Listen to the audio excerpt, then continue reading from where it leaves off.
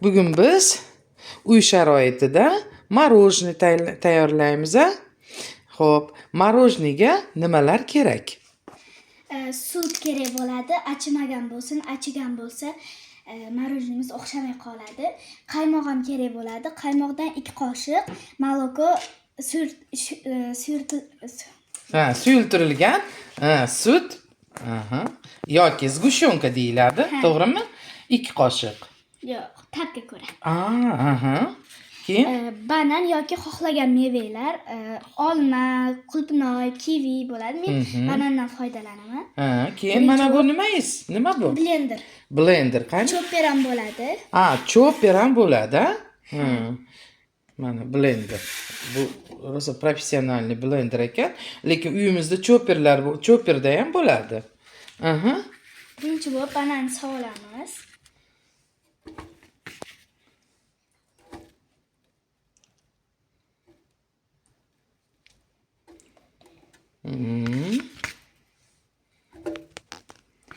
Keyin bular sog'olamiz. Qaymoq va zgushonka. Qaymoqsiz ham bo'ladi, prosta morojniyga o'xshab qo'yiq bo'lmaydi, muzga o'xshab qoladi. Lekin u ham shirin chiqadi.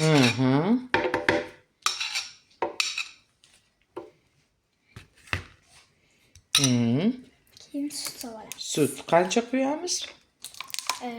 Ozginada. Qani mana masalliqqa qarab, hozir bu 1 litr edi.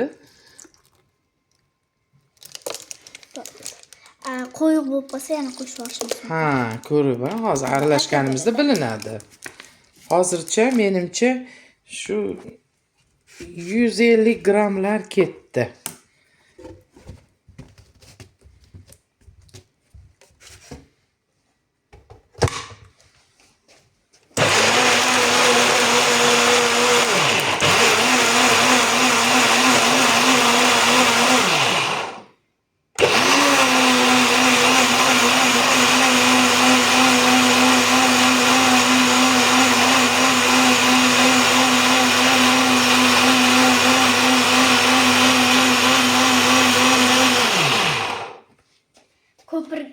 Ko'pirgan bo'lsa, tayyor bo'lgan bo'ladi.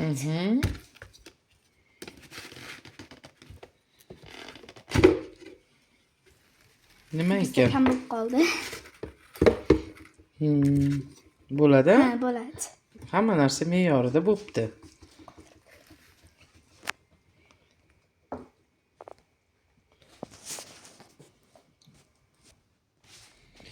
Endi bu tayyor massani maxsus idishga solamiz, Qolipga solib. Xo'p, keling. Sosa bo'ladi. Ichidagilarni. Qolip bo'lsa, qolipga, to'g'rimi? Figurni qolipga.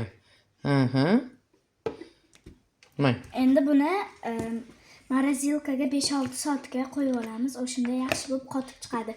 1-2 soatdan keyin 1 soatda har bir soatlarda aralashtirib tursanglar, undan ham yaxshi bo'lib turadi. Yo'q,